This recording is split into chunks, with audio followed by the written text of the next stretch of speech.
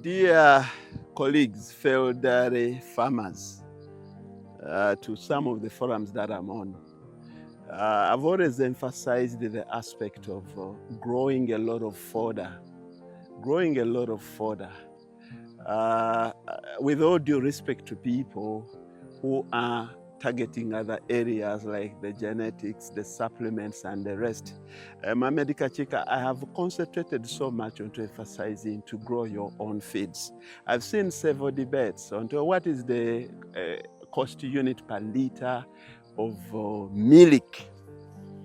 But brothers and sisters, those that have the capacity, like I do, I found my comparative, I can as well call it an absolute advantage, in not concentrating so much onto the breed, which of course I can get there, but to concentrate onto production of a lot of feeds.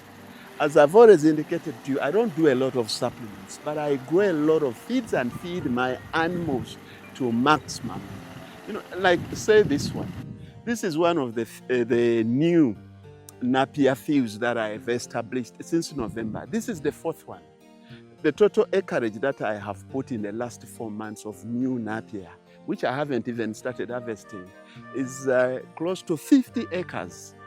That has allowed me or enabled me to get back to my old Napier that I planted 3 years ago that I got from Salon Golgolovi. Now I'm removing that one, because I need actually to share this, especially with our researchers, that the Napier grass is very good and all the advantages that it has. There's one key issue to note, is that as you reach the second year onwards, its productivity drastically declines, especially during the dry spells.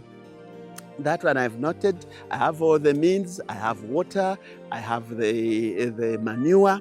It is only when you intensively pour in a lot of manure it can be rejuvenated. You can go on, I don't know, up to about 5 years. But I've noted, why do I have to go that extra mile?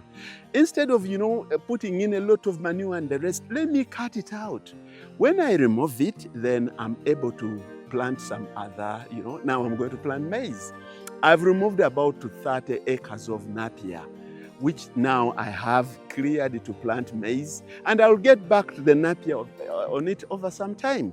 So I've seen most of the people who are emphasizing the idea of growing animal feeds. They are mostly professional people who are into harvesting it and selling it. But my call is that I wish we dairy farmers, we put it into our mind that we should also grow the fodder.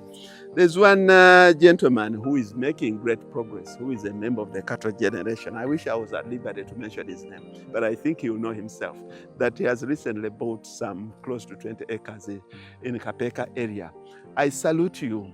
You have my full respect, because, and you are doing all other things well. You are developing very good genetics. I've noticed many people, we find so much happiness in showing off one breed, 2 breeds, or different types of breeds that we have. And we are so happy about it, that I have very good breeds. But I want to challenge you. How many people have showed us that this is how they are getting the fodder?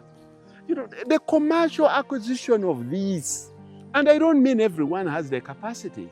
So those that have the capacity, and I urge you, in all your expansion and diversification and growth patterns, put in the aspect of acquiring land, if it is possible, to grow your own fodder. The unit cost will go down. Remember, I've had issues of argument. You can only make money when you have the 20 milk and upwards. Who told you? That can only apply if you are buying the feeds.